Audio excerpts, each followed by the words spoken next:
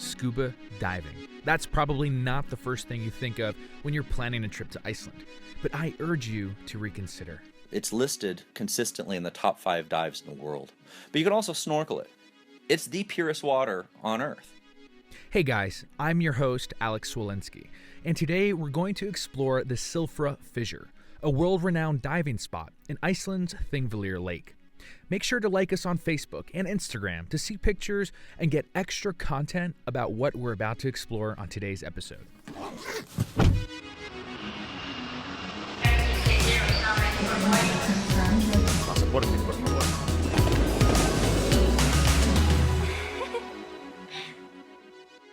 My name is Murray Johnson, and I'm an avid world traveler. I've been to now 39 countries. Murray sometimes spends 6 months out of the year traveling overseas, and he's done it all. Everywhere from the normal Western European countries to the middle of Central Asia, Tajikistan, Kazakhstan, Kyrgyzstan. Like us here at Go the Travel Podcast, Iceland is one of his favorite places. Simply driving around and seeing the beauty. I mean, you can't go anywhere without running into an incredible view, stopping at a waterfall, seeing a new, hot spring. Today, Murray is joining us to talk about his experience scuba diving, one of the world's most sought-after dives. It's called the Silfra Fissure. I can't pronounce most of the names in in Iceland, but it's the Thingvellir Lake. Yeah, Thingvellir Lake, yes. Thingvellir Lake is Iceland's largest, and it's located in the Thingvellir National Park. This Unesco World Heritage Site is only a 35-minute drive from Reykjavik.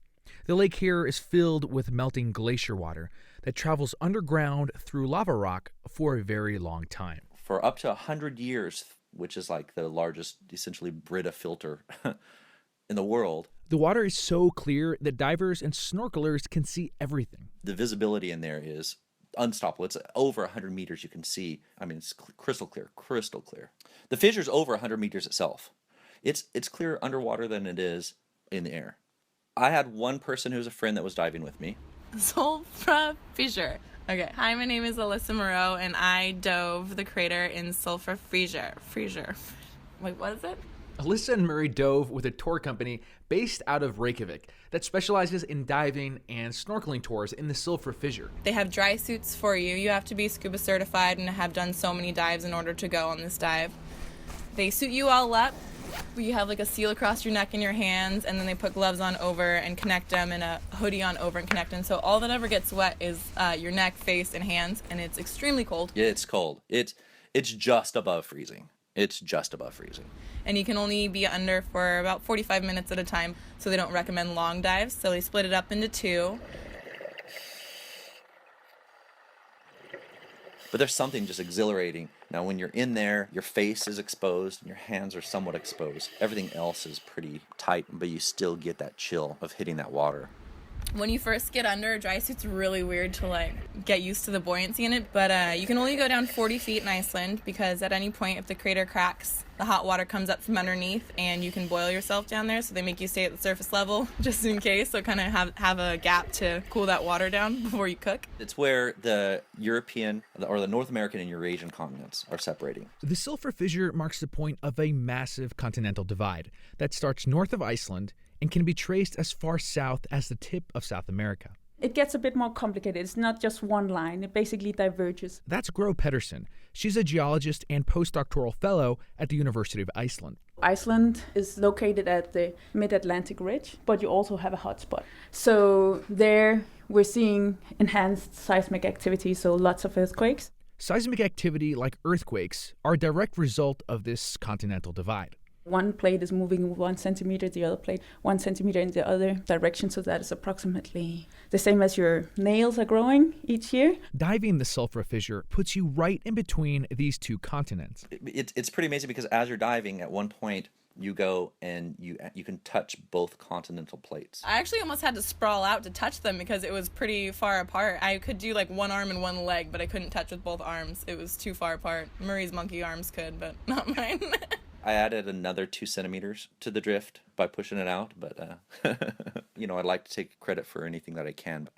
Murray explained the Silfra Fissure has 4 main underwater chambers. They call it the Big Crack, the Hall, the Cathedral, and then the Lagoon. The Big Crack is where you walk it down these stairs and then you're in literally this crack in the earth. I remember like the actual moment that the guide pointed to us that this is where you can touch. You're between 2 continents right now. And like I looked one way and I was like, that's a continent and that's a continent. And I just remember my stomach dropping like through my toes, like, and I'm right in between them. Like, what? Like, how small can you get? A lot of things changed right there, because that was probably the craziest feeling I've ever experienced, to be so tiny in such a big spot. The colors underneath are like bright pink, bright green, and bright blue. Everything is crystal clear. There's this like almost jelly-like substance that covers all of the rocks, so it just looks like cotton candy rocks all over the place. And being down there, there's this odd peacefulness, but an eeriness to going through this crack in the earth that you know has been just separating over time.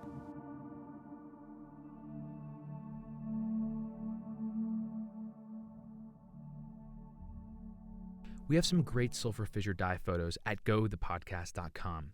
You can also find out more about dive and snorkel tour operators in Iceland on our site. We've got more coming up after this short break.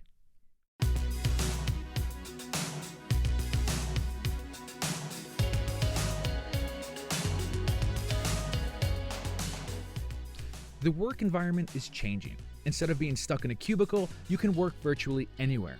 Why not live, work, and play for a month in beautiful Milan, historic Florence, or in Slovenia's untouched capital, Ljubljana? Local Beyond can make this happen. Their experts are here to help you prepare for life abroad. When you arrive at your destination, you're welcomed by your very own Local Beyond rep. They'll take you to your centrally located apartment, decked out with everything you need, so you can transition seamlessly. If you run into any hiccups, Local Beyond can help, online and on-site, so you can enjoy living as a local. Think outside the cubicle. Be a local anywhere. LocalBeyond.com.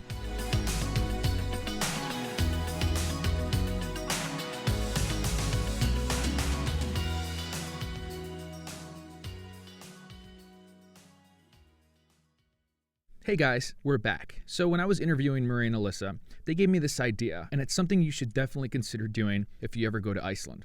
I would say another thing to consider, the friend that I went on the dive with, she and I had a van that we rented.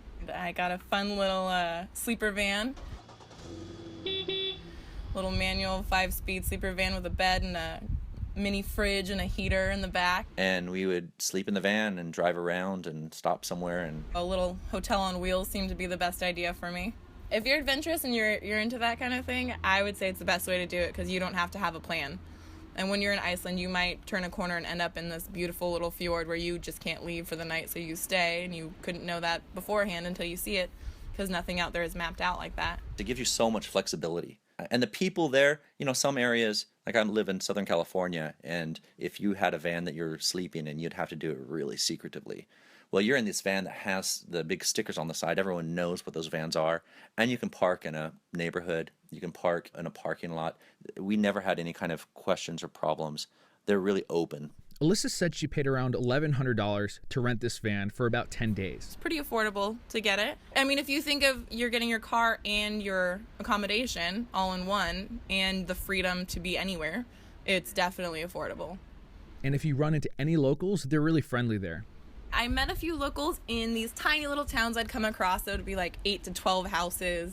There's one little town just north of Borgarnes. There's probably 6 or 7 houses on the end of a fishing marina, and there was one boat and one guy who had a little farm of horses and lambs.